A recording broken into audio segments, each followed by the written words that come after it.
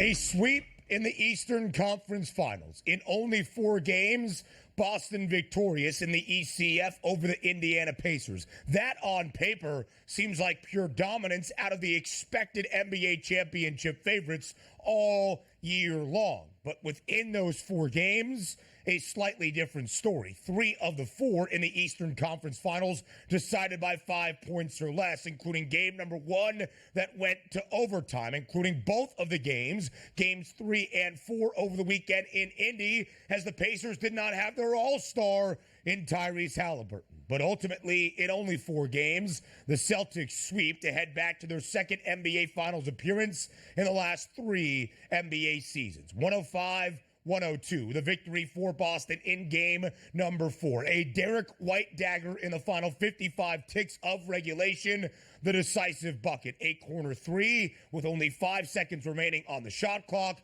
105-102, the Celtics win. But as the story was, DRS, even without Halliburton, the Pacers put together a gutsy performance. They do cover as a 7.5-point home underdog.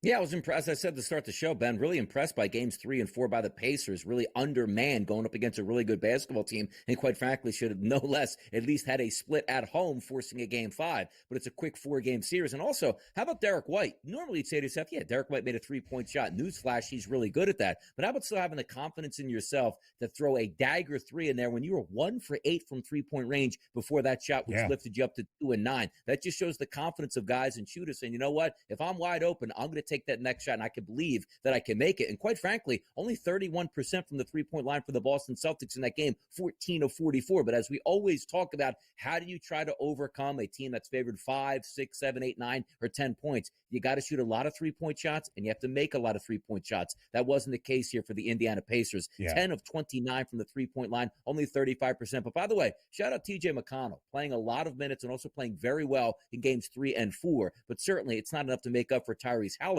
who can hit that nuke button and go over 20 points, drop 5 or 6 3-point shots, and really command that point guard spot. We're just undermanned for the Pacers, but you can't take that away from the Celtics. It wasn't as if this was a long, drawn-out 7-game series. Even though we had close games, the Celtics still won 4-0, and that's all you're going to see in the book. And that's going to be the conversation. A lot of people are going to say Boston easily could have been down 3-1 after 4 games. Really only game 2 in the decisive 16-point victory. That's the only one the Celtics deserve. They were down by 18 as Indiana did not have Tyrese Haliburton in game number 3. As Donnie mentioned at the top of the show, nearly a double-digit lead for the Pacers in the 4th and final stanza last night. But Boston did win. Were the games more competitive than they should have been or that we expected them to be? Absolutely. The Pacers covering in 3 of those 4 games, booked as at least a 7.5-point underdog in all 4 contests here in the ECF. But Boston did have that championship muster and find a way to win those basketball games. The Pacers coughed up quite literally game number 1 in the final 10 seconds. The turnover on the inbounds pass, and then the failure to foul, of which Jaylen Brown paid off with that game-tying corner 3 to force the extra session. Game 2, Boston resilient at home, and even without Tyrese Haliburton and an incredibly gutsy effort out of Indiana, the Celtics found a way to come back from down 18 and to come back from down in the 4th quarter to pull away and ultimately get a victory in all 4 games to advance to the NBA Championship Series for the 2nd time in the last 3 years. We highlight what Boston did, and we'll talk about Jaylen Brown in just a moment, but one final moment for these Indiana Pacers. Without their all-star, injured late in the 3rd quarter of game number 2, that left hamstring injury, Dr. Donnie all over it again. You don't injure your hamstring and come back the game or even the second game after. Halliburton not there for either games 3 or 4. And in his place, Donnie, those reserve point guards, if you want to call them that, Andrew Nembhard and TJ McConnell, sensational. McConnell into double digits in both games 3 and 4. And Nembhard, the Pacers' leading scorer in both of those games. 24 last night, 32 in game number 3. Ultimately, though, shorthanded, not enough to knock off the Celtics, at least to win a single game in the Eastern Conference Finals. Yeah, and you take a look at that Halliburton injury. Same thing that we talk about, that, calf injuries that are popping up. Giannis Antetokounmpo, just went down with a calf strain. We never saw him again. Kristaps Porzingis, calf strain. We're not even going to see him till the NBA Finals, and who knows when that's going to be. Now, granted, he has like 2 weeks to get ready. We should see him in game number 1. But also, interesting thought process on what you think about the Celtics, right? Because they did win that series 4-0, and that's as good as you can possibly get. But some of those tweets that hit the timeline like late last night, talking about the fourth quarter win percentages here that you could have with probability. Game number 1, 97% for the Pacers. Yeah, they lost that game. Game number 3, 94% in the fourth quarter. They lost that game. Game number 4, 90% in the fourth quarter, and you lost that. It's incredible, because you're right. This wasn't a 4-0 sweep where it's like the Celtics didn't even give up the lead the entire 4 games. You should have had at least 3 losses based on probability. But we're not even talking about 55% probabilities. In the mid to high 90s, you're supposed to win those games, and they didn't, which again shows that clutchness of the Boston Celtics. But will that clutchness be the same when you play a ramped up team out of the Western Conference who maybe won't be injured by the time you get them? We'll see if they won't be injured, but that seems to be the luck of the Boston Celtics when they play a team in a series so far throughout this postseason. We'll talk about Boston's path in just a moment, but Jaylen Brown, 29 points last night, game high, team high for Boston. He was great in this series. The defensive play that forced the turnover on the inbounds pass to be paid off with that game-tying corner 3 in the opening game of the ECF. A game-high 40 points in game number 2 in Boston's most dominant victory in the Eastern Conference Finals, and was great over the weekend. Despite Jason Tatum being the leading scorer in game 3, he was the leading scorer in game 4. He wins the Larry Bird Eastern Conference Finals MVP award, plus 350 before the series. Tatum was the hefty favorite. Yeah, and by the way, you also take a look at game number 3 after that sensational performance in game 2 by Brown. You knew Tatum wasn't going to let that happen again, and he was the scoring leader. But those are 2 really good guys going toe-to-toe. It's funny that there's probably a little bit of internal commotion between those 2 on a night-to-night basis that really isn't there, but I love to promote it and say it's there. Like, one guy's a good game, next guy's going to get the ball the next game. Just fun to watch it play out. But Brown was really good in that series, and deservedly so, getting the MVP.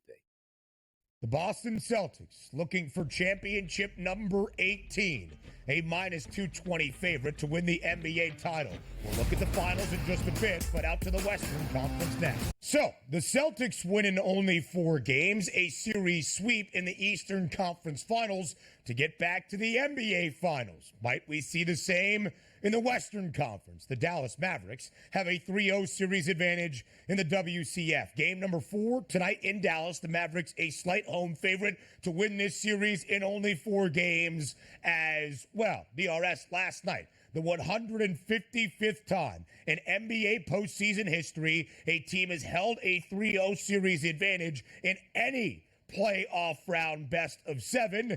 And for the 155th time, that team has won the series. How competitive could things get here in the Western Conference Finals? Before we answer that question, we show you how we have reached this point. The Mavericks, of course, winning games 1 and 2 in Minneapolis. Game 2 was Friday night. The Luka Doncic step back over Rudy Gobert, the game winner with only 3 seconds remaining in regulation. And then Luka said he was speaking Slovenian to Gobert. It's not exactly what it looked like. The Mavericks decisive in game number 3, winning 116-107 back in the state of Texas.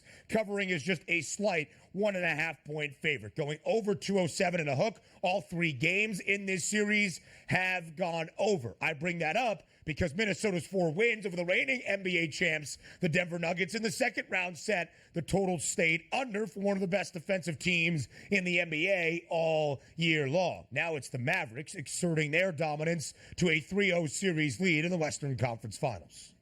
Yeah, that correlation we keep talking about. If you're a defensive team, you'd rather the game technically stay under the total. It's been going over the total, advantage Dallas Mavericks. Now, look, the Minnesota Timberwolves are a really good team, but for some reason, the Dallas Mavericks must just be under their skin. I mean, we're talking about 4-time defensive player of the year is getting benched during games. Karl Anthony Towns getting benched during big spots in this game. These are guys that are bona fide starters and all-stars getting big money paychecks to deliver in big moments, and they're not even out there because they can't make shots. Karl Anthony Towns, what happened to your three-point shooting shooting here. If you say to yourself, okay, Rudy Gobert, 4-time player of the year on the defensive end of the ball, he just gets it and looks he's getting toyed with by Luka Doncic on that step back three and getting yelled at this point. I don't know where to go for the Minnesota Timberwolves, but even, excuse me, in game number 3, Ben, you took a look and said, oh no, look at this. Knee injury flares up for Luka. He's going to give it a go pregame to see if he, I said, this is the angle that the Timberwolves need, only to see Doncic go out and play 40 plus minutes in another dominating effort here. So who knows what to believe in game number 4, except why would you go against the Dallas Mavericks? They clearly have the Timberwolves number right now.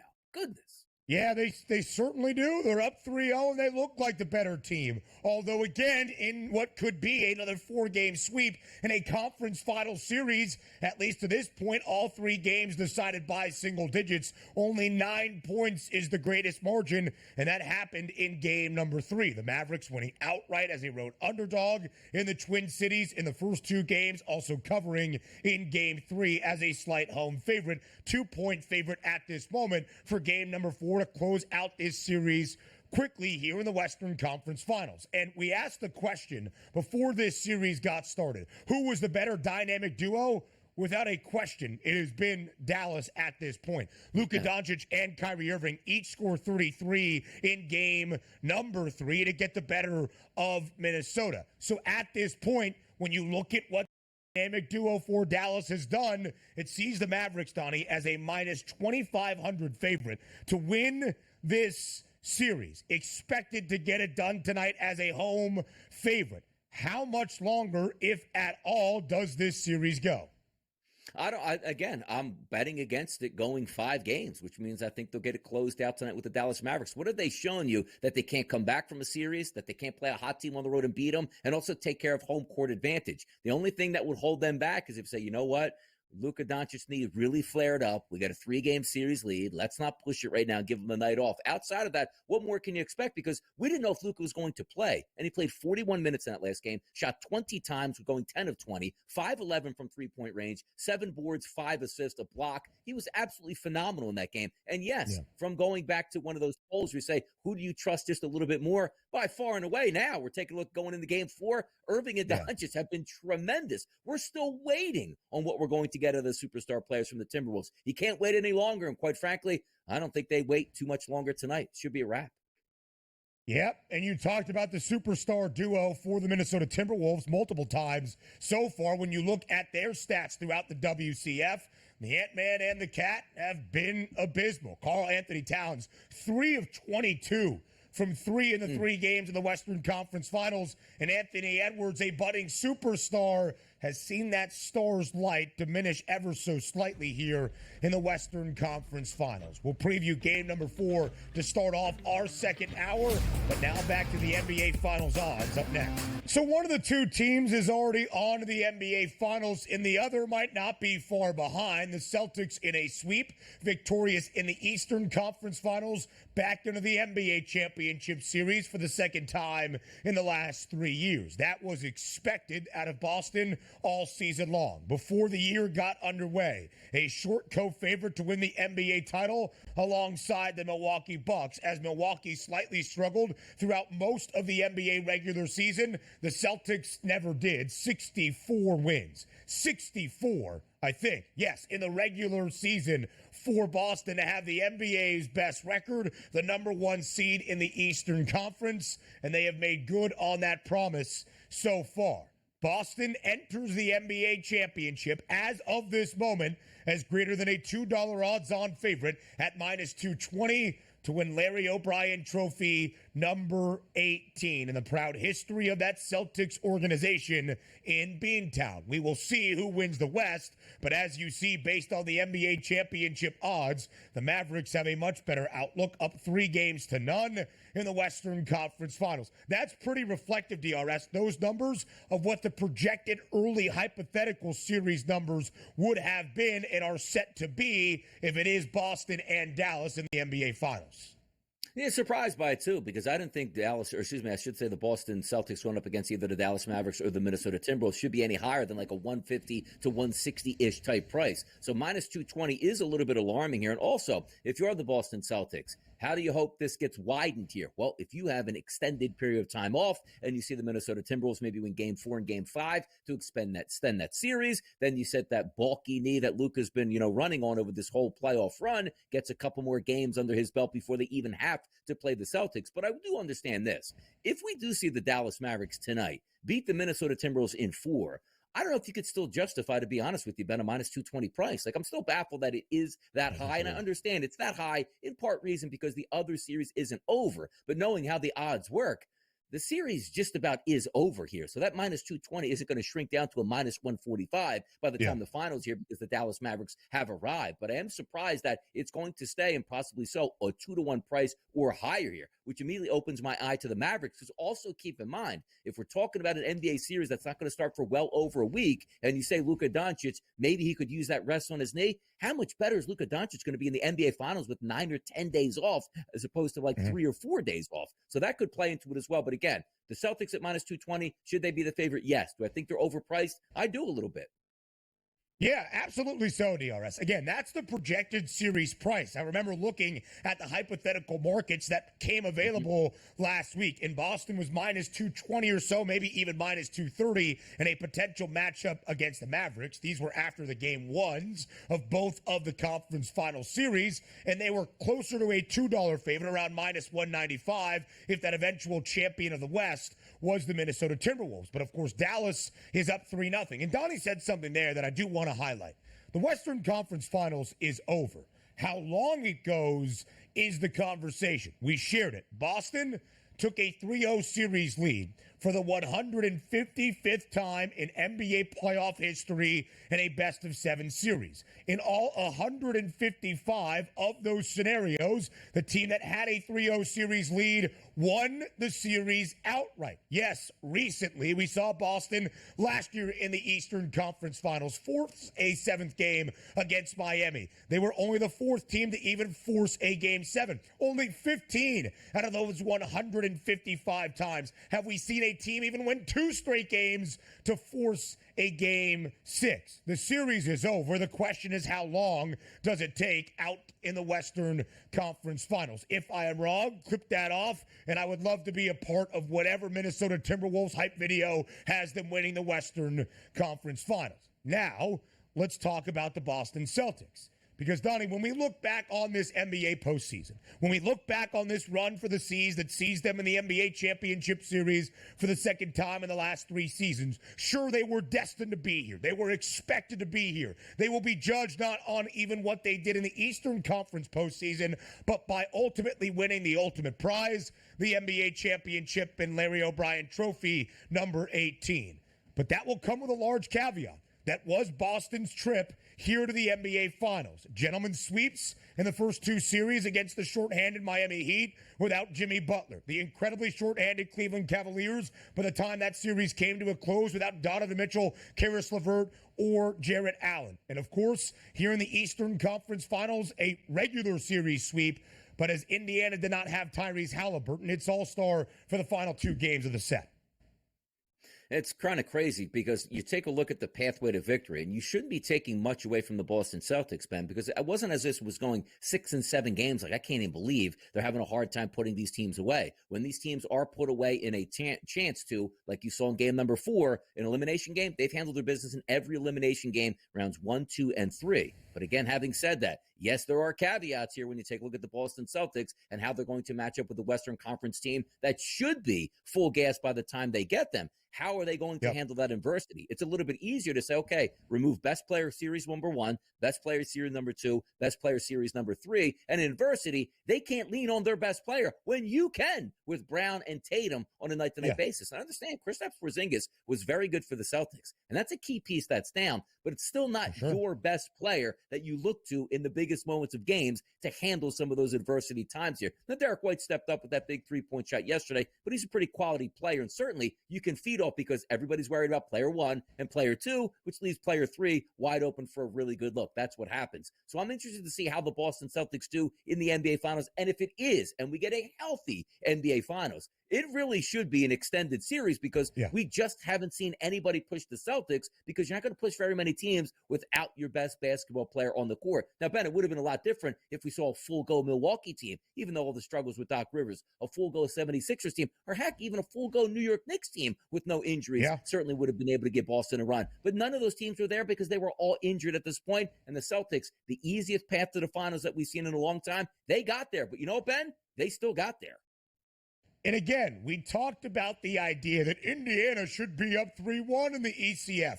Not really. The games were closer than we expected them to be. Could you have made an argument that Boston should have easily covered winning by double digits as a 7.5-point favorite even on the road in Indianapolis against the Pacers without Halliburton? Sure. I would hear it, not matching the high level of expectation we set for this Boston team. And I have said all along, Donnie, the Celtics will be remembered by what they do in the NBA Finals, regardless of the path to an Eastern Conference Finals. This team, this core, this franchise has been expected to bring home title number 18 to Beantown, and they have failed to do so. They lost to the Warriors in 6 games in the Finals 2 years ago. Unable to get there, despite what seemed to be an easy path with the 8-seed Miami Heat in their way a year ago. Now they are in to the NBA Finals. It is about making sure they pass this test. Jason Tatum did not win the ECF MVP. It went to his teammate Jaylen Brown, who has a third best price to win that NBA Finals MVP. Tatum, though, the even money favorite now at plus 100. You could argue with a plus next to his name, there is better value there than the minus 220 price currently on his team overall, the Celtics to win the crown. And also, we're talking about the best players stepping up in big moments. Hopefully, we get a healthy Dallas Mavericks team as they're up 3-0 when they enter into the finals, which would make it a little bit tougher and you would have to stand out. But for my money, it's really hard now, specifically that Jaylen Brown won the Eastern Conference MVP. That's like, ooh, that's supposed to go to Tatum now? I don't know. And why don't you just lay the 220 at this point so you don't have to wait till the podium here who gets that little trophy that you hold up for the MVP compared to the Larry O'Brien? It's like, no, we don't want that to happen here. So that's a tough one here as it looks. But if you're looking at Doncic on the opposite side, plus 210, that's probably, look, I don't think the Dallas Mavericks win the NBA Finals unless he goes absolutely crazy. And he can do that, but that plus 210 price does stick out a little bit here for Luka. Kyrie has scored 30-plus in 2 of the 3 games, and yet it's only been about Luka Doncic. Oh, by the way, if the Mavericks win tonight and pull off a sweep in the WCF, does the NBA Finals start early? No. Game 1 is June 6th.